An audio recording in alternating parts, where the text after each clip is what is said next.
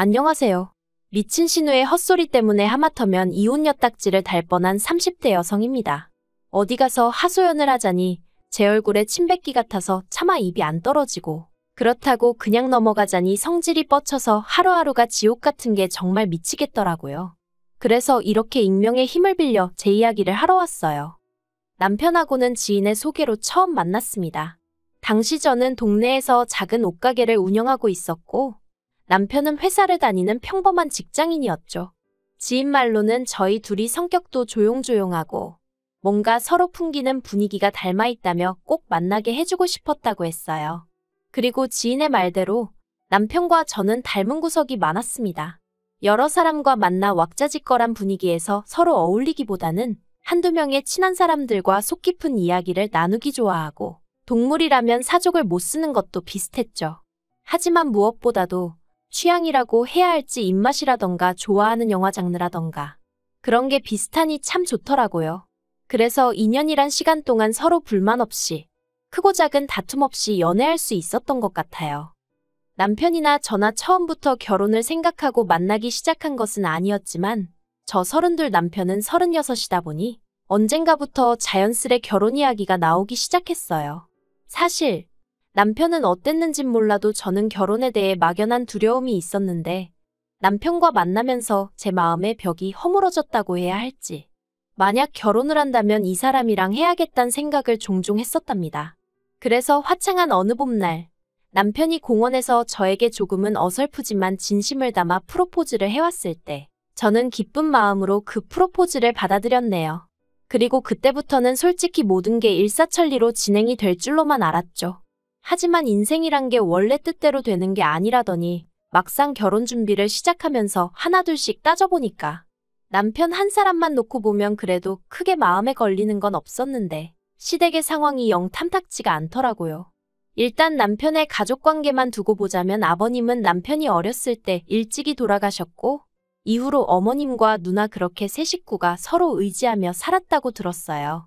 특히 남편하고 신우는 8살이나 차이가 나다 보니 어머님만큼이나 신우도 고생을 많이 했다대요. 그래서 남편은 말끝마다 우리 불쌍한 누나, 우리 누나가 고생을 많이 했지, 우리 누나 같은 사람이 없어, 뭐 이런 말을 자주 하더라고요. 그런데 솔직히 이게 그렇게 듣기 좋지는 않았습니다. 물론 남매 간의 우애가 좋은 건 응당 본받아야 할 일이고 칭찬받아 마땅한 일이지만, 고부 사이만큼이나 어려운 게 신우와 올케 사이라잖아요. 그러니 제 입장에선 만약에 신우랑 나랑 부딪히는 일이 생기면 남편이 과연 내 편만을 들어줄 수 있을까 하는 좀 유치한 걱정이 자꾸 되는 거예요. 만약 남편이 공평하게 한답시고 중재를 하려 든다거나 신우 앞에선 신우 편 들고 제 앞에선 제 편을 드는 식으로 처세를 한다면 그 또한 정말 짜증날 것 같았으니까요. 아무튼 남편이 어찌나 신우에게 애틋한지 부담스러웠던 게 사실입니다. 하지만 그래도 결국 남편과 결혼을 하기로 한 결정을 번복하진 않았어요. 당시 신우는 어머님과 대전에 살고 있었고 계속해서 그렇게 모시고 살 거라고 했기에 저희 부부와 그렇게 자주 만날 일이 있을 것 같진 않았거든요. 그래서 솔직히 살면서 신우랑 마주치면 몇 번이나 마주치겠나 싶어 더는 신경 쓰지 않기로 했던 거죠. 그런데 결혼식을 올리고 반년도 지나지 않아 또다시 생각지도 못한 상황을 마주하게 되었습니다. 남편이 지방으로 가게 되었거든요. 당시 남편이 다니던 회사는 작은 건설 회사였는데, 제가 회사 사정까지는 자세히 모르지만 전국 각지에서 일을 받아 한다고 들었어요. 그런데 이번에 남편이 맡게 된 공사는 누군가는 해당 지역의 관리감독역으로 가 있어야 하는 상황이었고, 회사에선 그 자리에 저희 남편이 가길 원한다대요. 처음에 그 이야기를 듣곤 정말 눈앞이 깜깜했습니다. 머리가 멍해졌다고 해야 할지. 왜냐하면 남편이 발령받은 지역이 저희 사는 곳에서 차로 왕복 6시간은 좋게 걸리는 곳이었으니까요. 그 거리를 차마 남편더러 매일같이 오가라고 할 순 없고, 이걸 어쩌지 싶대요? 그리고 아니나 다를까 남편은 당연히 그쪽 지역에 집을 얻어야 하지 않겠냐면서 저더러 한 달 안에 가게 정리해 그러대요. 그런데 솔직히 남편과 떨어져 지내는 건 싫었지만 동시에 현실적인 고민을 안 할 수가 없었습니다. 저희 남편, 어디 가서 말하기 부끄럽지만 한 달에 270 정도 벌어요. 외벌이로 가정을 꾸려나가기엔 턱없이 부족한 돈이죠. 하지만 다행히 제가 동네에서 하는 옷장사이긴 해도 단골이 꽤 많아요. 그래서 저도 얼마나 많이는 아니지만 남편만큼은 벌어오고 있었거든요. 그러니 무턱대고 남편과 떨어져 있기 싫다는 이유로 제가 하던 일까지 접어가며 따라가는 건 아니다 싶대요. 까놓고 말해서 남편 따라 연고도 없는 그 지역에서 하루 종일 무슨 집 지키는 강아지 마냥 남편만 기다리며 살기도 싫었고요. 그리고 비록 지금 사는 집이 오래된 구축 아파트긴 했어도 엄연히 저희 명의였던 데다가 처음에 이사 들어올 때 신혼집 분위기 낸다고 리모델링도 싹 다 해서 들어왔어요. 그런데 이 집을 남한테 세를 주고 저희는 저희대로 지방에 내려가서 세를 얻어 산다. 솔직히 생각만 해도 짜증도 나고 속도 상하고 정말 내키지 않았죠. 그래서 며칠의 고민 끝에 남편에게 같이 가는 건 아닌 것 같다고 했어요. 나도 서운하고 섭섭하지만 당분간 주말 부부로 지내자고요. 그리고 다행이라고 해야 할지 남편의 반응은 비교적 덤덤했습니다. 그리고 아닌 게 아니라 얘기를 나눠보니 남편도 저랑 비슷한 생각을 했더라고요. 그러면서 남편이 자기가 능력이 부족해서 이런 일이 생긴 것 같다고 미안하다는데 솔직히 철없는 생각이지만 남편이 상사한테 말이라도 한번 해보면 안 되나 싶대요. 막말로 남편 회사 사람들이래봤자 많지도 않고 저희 결혼한 지 얼마 안 된 거 다 알 텐데 이런 시기에 지방 발령을 꼭 내야 하는 건지 한번 따져보라고 하고 싶었죠. 하지만 저희 남편 솔직히 그런 주변머리가 없어요. 그러니 위에서도 저희 남편을 꼭 집어 발령을 낸 걸지도요. 아무튼 저희는 이렇게 된 상황과 결정을 양가에 알렸습니다. 그리고 친정부모님은 하나뿐인 딸이 시집간 지 얼마 되지도 않아 대부분의 시간을 독수공방하게 생겼다며 몹시 속상해하셨어요. 하지만 시댁의 반응은 좀 달랐습니다. 며느리가 혼자 있게 된 것보다 남편이 마누라 없이 혼자 어떻게 생활을 하냐며 속상해하셨거든요. 아무리 팔은 안으로 굽는다지만 저랑 만나기 전에 혼자 내리 10년을 자취를 했던 남편인데 갑자기 저랑 결혼을 하고 나서는 제 도움이 필요하다고 생각하시는 게 좀 황당하대요. 하지만 황당한 이야기는 이게 다가 아니었습니다. 본격적으로 남편이 지방으로 내려갈 준비를 시작하고 얼마 지나지 않았을 때였어요. 어디서부터 이야기를 해야 하나 싶은데 신우에게는 아들이 하나 있습니다. 나이도 21살로 성인이에요. 왜냐면 신우가 시집을 꽤 일찍 갔어요. 아버님 돌아가시고 어머님이랑 고생하던 시기에 시매부가 신우한테 참 잘해줬었다나 봐요. 그래서 일찍이 결혼하고 시조카 낳고 그랬는데 시매부가 시조카 중학생 되던 해인가 여자가 생겼다며 이혼하자고 들더랍니다. 얼마나 그 여자한테 홀렸는지 자식이고 재산이고 다 필요 없다면서 도장만 찍어달라고 빌더라나요? 그래서 남편이 시매부를 쫓아가서 아주 두들겨 패놨었다는데 아무튼 그렇게 신우가 이혼하고 이후로 시조카를 혼자 키웠는데 문제는 어찌나 오냐오냐 키웠는지 한마디로 개념이 없어요. 하지만 무엇보다도 제가 시조카를 이토록 싫어하게 된 건 한 가지 찜찜한 일이 있었기 때문이에요. 결혼식 당일 원래는 남편 친구 둘이서 남편 쪽 축의금을 받아주기로 했었는데 시조카가 갑자기 그런 건 원래 가족 한 명 친구 한 명이 같이 해야 되는 거 아니냐며 딴지를 걸대요. 말이야 돌려 했지만 한마디로 남편 친구들을 어떻게 믿냐는 얘기였죠. 그리고 그 얘기를 듣고 남편이 크게 화를 냈어요. 자기 친구들을 뭘로 보고 그런 소리를 하느냐면서요. 하지만 옆에 있던 신우가 아주 틀린 말도 아니라면서 그러니까 그냥 깔끔하게 자기 아들이랑 친구 한 명이랑 돈 받으라 해 하는데 그래서 결국 자의반타의반으로 조정을 하게 되었죠. 그런데 며칠 뒤 남편과 제가 그날 고생했다는 뜻으로 남편 친구에게 밥을 사게 되었는데 어느 정도 분위기가 무르익었을 무렵 친구가 조심스럽게 이 얘기를 어떻게 해야 할지 모르겠다면서 그래도 알려주는 게 좋을 것 같다고. 시조카가 축의금에 아무래도 손을 댄 것 같다는 거예요. 자기가 급한 전화를 받느라 잠깐 자리를 비웠었는데 그때 시조카가 봉투 몇 개를 숨기는 것 같았다면서요. 아, 정말이지 그 이야기를 듣는데 심란하더라고요. 그래서 남편을 쳐다봤는데 남편 표정이 마치 뭔가 이미 알고 있는 사람 같았달까요? 그래서 그날 집으로 돌아오는 길에 아까 당신 친구가 한 말이 너무 신경 쓰인다며 남편 반응을 슬쩍 떠봤습니다.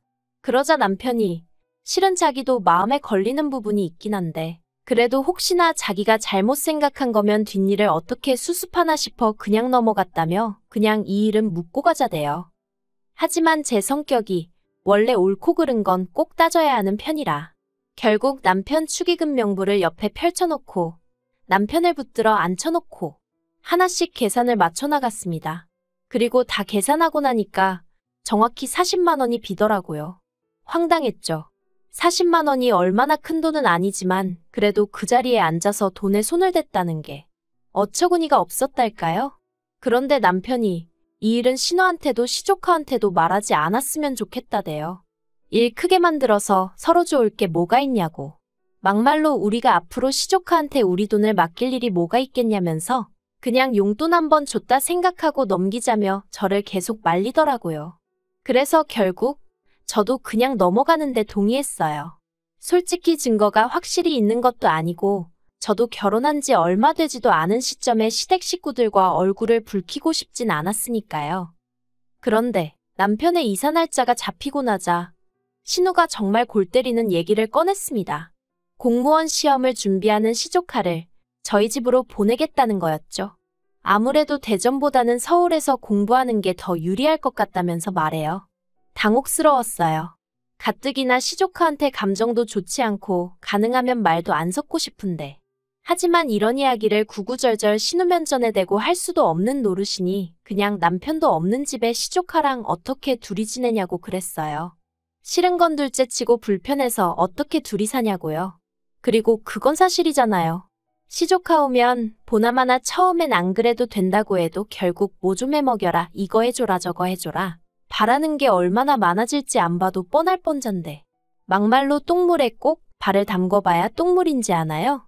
흙탕물도 찝찝하면 피해가는 게 상책인 마당에 게다가 남편한테나 가족이지 저랑은 피 한 방울 안 섞인 남남이고 어엿한 성인 남잔데 아무튼지간에 상상만 해도 불편해서 안 된다고 했습니다. 그랬더니 신우가 보이는 반응이 정말 가관이었어요. 저더러 결혼했으면 피가 섞였건 안 섞였건 다 한 가족인데 저야말로 가족을 상대로 무슨 생각을 하는 거냐면서 평소에 뭘 보고 듣고 살면 그런 생각을 할 수가 있냐는 거예요. 아니 요새 뉴스도 안 보나? 아무튼 싫다고 절대 안 된다고 했습니다. 그리고 한 3일은 잠잠하더라고요. 남편도 제가 신우랑 통화한 걸 알 텐데 가타부타 말이 없고 그래서 어쨌든 신우가 내 말 뜻을 이해했나 보다 다행이다 생각했죠. 그런데 그건 순전히 제 착각이었습니다. 그날도 평소와 다름없이 가게에 나갔는데 날씨가 더워서 그런가 유난히 손님이 없더라고요. 그래서 그냥 오늘은 가게 문을 일찍 닫을까 생각을 하고 있었는데 갑자기 신우한테 전화가 걸려오대요. 이걸 받을까 말까 고민하다 피한다고 평생 피해질 것도 아니다 싶어서 결국 전화를 받았습니다.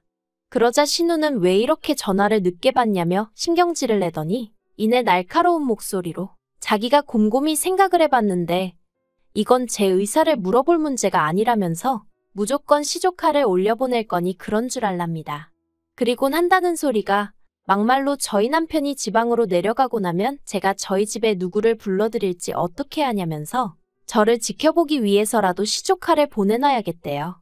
그러면 저는 시조카가 딴짓 안 하고 공부 열심히 하나 봐주고 그리고는 제가 좋든 싫든 자기가 그렇게 해야 마음이 편할 것 같아서 그런 거니 더는 이러쿵저러쿵 따지고 들지 말랍니다. 그래서 제가 웃기지도 않는 소리 좀 하지 마시라고 진짜 그렇게 하시면 저도 가만히 안 있을 거라고 소리를 질렀죠. 그런데 남편이 지방으로 내려가고 이틀 뒤 기어이 신우가 일을 벌였습니다. 사과상자 2박스랑 시조카를 데리고 저희 집에 왔으니까요. 어이가 없어서 제가 지금 이게 뭐 하는 짓이냐고 했어요. 그랬더니 자기가 분명히 얘기하지 않았냐면서 오히려 절 이상한 사람처럼 보는 겁니다. 그리고는 정말 무대뽀처럼 시조카를 앞세워 저희 집으로 들어가는데 도저히 저 혼자 힘으론 안 되겠다 싶어서 경찰을 불렀네요. 신우는 제가 경찰을 부른지도 모르고 작은 방에 시조카랑 같이 짐을 풀고 있었습니다. 하지만 그러고 10분도 되지 않아 경찰 2명이 왔고 저는 저 사람들이 지금 내 집에 무단으로 들어왔다고 설명을 했죠. 그런데 신우는 사태 파악이 안 된 건지 오히려 자기가 그 경찰들한테 하소연을 하기 시작하대요. 자기가 손이 시는데 남동생이 지방에 내려가서 아무래도 올케가 걱정되고 염려되어 자기 아들을 데리고 온 건데 아무래도 제가 이렇게까지 싫어하는 걸 보니 분명히 뭔가 제가 구린 데가 있는 것 같다나요. 그리곤 요새 젊은 여자들이 행실이 어떻고 저떻고. 그러자 경찰들이 어이없고 난감한 표정으로 절 보며 어떻게 하고 싶냐는 거예요. 그래서 일단 내보내달라고, 그리고 주거침입 및 명예훼손으로 신고하겠다고 했어요. 그러자 그제서야 시조카 얼굴이 점점 허옇게 질려가더니 지엄마, 그러니까 신우한테 그만하라고 그냥 가자고 하대요? 이러다 제가 자기 고소하고 합의 안 해주고 그러면 공무원 시험 응시 못한다면서요. 사실 전 그런 줄은 몰랐고 그냥 신우한테 화가 나서 한 소리였는데 시조카의 다급한 표정을 보니까 오히려 제가 좀 당황스러웠네요. 아무튼 경찰들도 옆에서 그건 용케 잘 알고 계시네요. 그런데 이런 짓을 하시면 어떡합니까? 하고 어이없어 하더라고요. 그래서 되게 허무하게 신우랑 시조카랑 저희 집 밖으로 끌려나가다시피 나갔어요. 사과 상자는 경찰들이 옮겨줬고요. 그리고 분해서 어쩔 줄 몰라 하는 신우한테 아들 앞길에 소금 뿌릴 거 아니면 행동하기 전에 생각 좀 하라고 한마디 했습니다. 차마 이러니 심해부가 질려서 바람이 난 거 아니냐는 소리는 목구멍 끝까지 올라왔지만 그래도 시조카도 있는 데서 할 소리는 아닌 것 같아 꼭 참았네요. 그리고 그날 밤 남편한테 전화해서 정말 불같이 화를 냈어요. 당신 누나 경우가 없어도 너무 없는 거 아니냐고. 아무리 그래도 그렇지 날 뭘로 보고 감시를 하니마니 하더니 기어이 올라올 수가 있냐 했죠. 그러자 남편이 꼴에 팔은 안으로 굽는다고 자기 누나가 매형이 바람펴서 마음고생을 좀 하지 않았냐. 그래서 좀 오버를 한 것 같다며 한 번만 이해를 해달라나요? 그리고는 자기는 제가 파트로 매주를 쓴다고 해도 믿는다면서 신우 말은 너무 마음에 담아두지 말라는데 남편이야 저를 달래려고 한 소리였겠지만 그래도 마음 한편으론 지 누나라고 욕은 안 하네 싶어서 좀 얄밉긴 하대요. 그래도 이 정도면 신우도 어느 정도 상황 파악이 되었겠죠? 저를 만만히 보면 안 된다는 것도 알았을 거예요. 그쵸? 앞으로도 할 말이 있으면 참지 말고 해가면서 살아야겠어요. 제가 남편이랑 결혼을 해서 신우보다 아랫사람인 건 맞지만 그게 신우한테 찍소리도 하면 안 된다는 뜻은 아니니까요.